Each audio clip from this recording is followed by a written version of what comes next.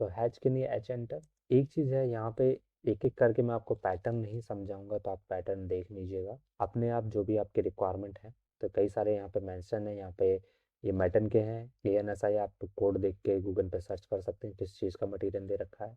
Okay, तो मैटन में यहाँ तक है आपके पास। फिर आपके ब्रिक्स हैं, कंक्रीट है, ओके, ब्रास, कॉर्क, क्ले, तो कुछ चीज़ें मेंशन है, कुछ नहीं है, तो आप यूज़ कर सकते हैं उसके हिसाब से। तो यहाँ पे सेम मटेरियल आ रहा है ऊपर और नीचे, तो मैं सेम यूज़ करूँगा पैटर्न। तो ये एक साथ हुआ है, तो जब भी आप दोबारा हैच पे क्लिक करेंगे तो वो एक ही हैच है, तो ऊपर वाला चेंज होगा, नीचे होगा, ये एक साथ हमने क्रिएट किया है, इस चीज़ को याद रखिए। अगर मैं एक बार हैच यूज़ करता हूँ, फिर कमांड को एग्जिट करके दोबारा उसे क्रिएट करता हूँ, तो वो दो डिफरेंट हैच बनेंगे। तो एच एंटर, देखिए चेंज किया, एच एंटर, एस्केप, क्लोज कर दिया, अगेन एच एंटर किया, सेम पैटर्न है, लेकिन तो कमांड एस्केप करके हमने दोबारा हैच क्रिएट किया है, तो ये दो डिफरेंट हैच है। अगर मैं इसमें कुछ चेंज करता हूँ तो दूसरे में चेंज नहीं होगा। वहीं अगर मैं एच एंटर करता हूँ और एक साथ में बनाता हूँ, इसे भी एस्केप या क्लोज हैच, फिर इसको मैं सेलेक्ट करूँगा हैच को, तो अब जो भी चेंज होंगे वो दोनों में होंगे, क्योंकि ये एक साथ क्रिएट किए हुए हैं। तो इस चीज़ को ध्यान में देना है। तो अगर आपको सेपरेट चाहिए, अलग अलग प्रॉपर्टीज अप्लाई करनी है, डिफरेंट हैच क्रिएट कीजिए। अगर सेम प्रॉपर्टी चाहिए तो आप एक साथ क्रिएट कर सकते हैं। ऑप्शन क्या क्या है? पैटर्न है, आप पैटर्न चेंज कर लीजिए जो भी आपको चाहिए उसके हिसाब से। तो सबके साइजेस अलग हैं, सबके शेप्स अलग हैं, और इसके हिसाब से ये वेरी करेगा। तो मैटन है तो कुछ मैटन में ही मैं दूंगा। ANSI 38 यूज़ कर लेते हैं। पहला ऑप्शन आपका कलर है, जो कि 9 का कलर है। इसके नीचे जो ऑप्शन दे रखा है जहाँ पे नन लिखा है, वो आपका बैकग्राउंड का कलर है, तो आप यहाँ से चेंज कर सकते हैं, ब्लू कर दिया, रेड कर दिया, जो भी आपको चाहिए। फिर ट्रांसपेरेंसी है, ट्रांसपेरेंसी हमारा ऑन है। अगर आप इसे हैच के ट्रांसपेरेंसी को चेंज करते हैं तो ये यहाँ पे ट्रांसपेरेंट हो जाएगा। देख सकते हैं थोड़ा ब्लैकिश हो गया, क्योंकि हमारा ब्लैक है बैकग्राउंड, राइट। तो यहाँ पे वैल्यू भी दे सकते हैं, 0 एंटर। एंगल है, थोड़ा जूम कर लेते हैं इसे। अब यहाँ पे एंगल भी दे सकते हो, तो जैसा ग्रेडियंट में था सेम वही चीज़ है, ये आपका रोटेट होगा एंगल के हिसाब से। और ये आपका स्केल है, अब यहाँ पे स्केल आप वैल्यू दे सकते हैं, तो ये देखिए आपका साइज बढ़ रहा है, और ये जो है सेम होगा उसमें पूरे में बढ़ रहा है। तो 2 टाइम्स, 3 टाइम्स, 4 टाइम्स जो भी आपको साइज करना है या कम करना है, तो 0.1, 0.2, 0.3 उस हिसाब से वैल्यू आप यहाँ पे चेंज कर सकते हैं। 1 हमारा नॉर्मल स्केल है। तो ये है आपकी हैच की प्रॉपर्टीज़ हैं, ठीक है, अपने हिसाब से इसे चेंज कर सकते हैं।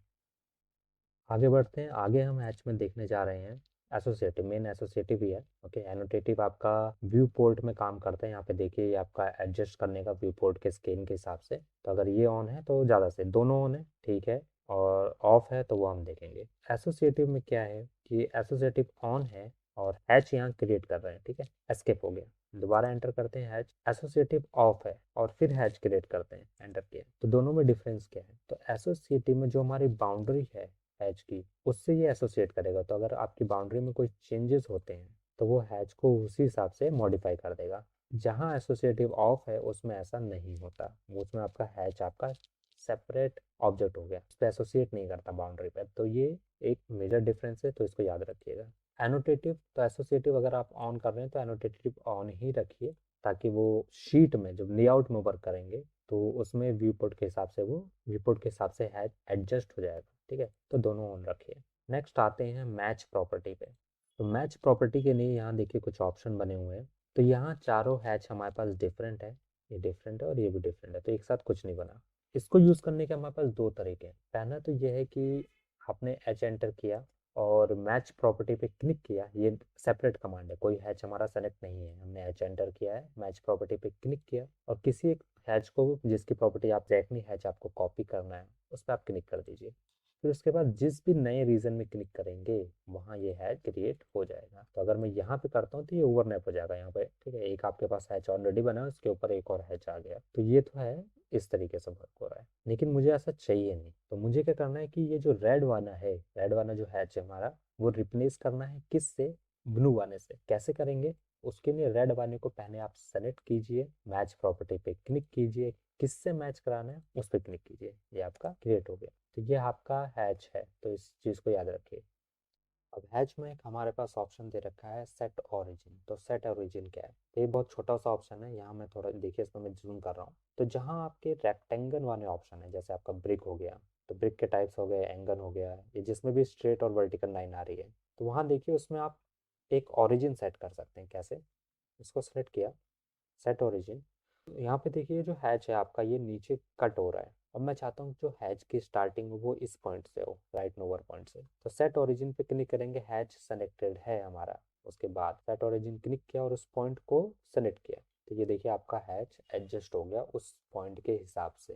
दोबारा देखना है, आप सेट ओरिजिन पे दोबारा क्लिक कीजिए, हैच हमारा ऑलरेडी सेलेक्टेड है और इस बार मैं अपर पॉइंट दे रहा हूँ, तो ये देखिए अब ऊपर से अरेंज हो गया और नीचे कट हो रहा है, तो एक कॉर्नर से वो अरेंज होना शुरू हो जाता है। तो ये सेट ओरिजिन का तो मैच प्रॉपर्टी हो गई हमारी, एसोसिएटिव हो गया, सेट ओरिजिन भी हो गया। अब हमारे पास रह गई बाउंड्रीज।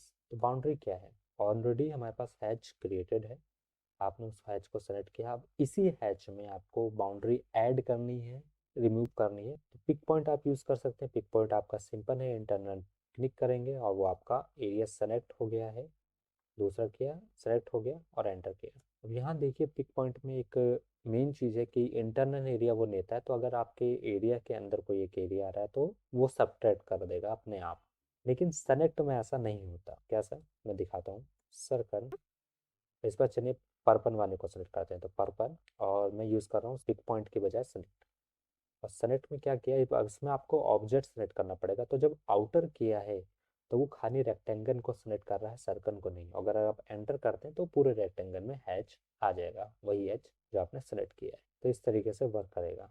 आप दोबारा करते हैं, आप दूसरा पिक कर सकते हैं, एंटर। तो रिमूव करना है, रिमूव, ये पर्पल वाला ही हमारा सेलेक्टेड है अभी, आप देख सकते हैं हाईलाइट वही हो रहा है। क्या रिमूव करना है? अगेन ये सर्कल रिमूव करना है, तो ये देखिए वो डीसेलेक्ट हो गया। अब जैसे ही एंटर करेंगे वो आपका रिमूव हो जाएगा। तो रिक्रिएट दोबारा से आपको बाउंड्री सेलेक्ट करनी पड़ेगी, उसकी ज़रूरत नहीं है, तो आप हैच को क्लोज कर सकते हैं। तो ये सारे ऑप्शन है आपके पास, हैच, ग्रेडियंट और सॉलिड को मिला के, ठीक है। यूज़र डिफाइंड यूज़ करने की ज़रूरत नहीं है, आपको नया पैटर्न बताना पड़ेगा, तो इसको स्किप कर सकते हैं। तो ये है आपकी हैच, ग्रेडियंट एंड बाउंड्रीज।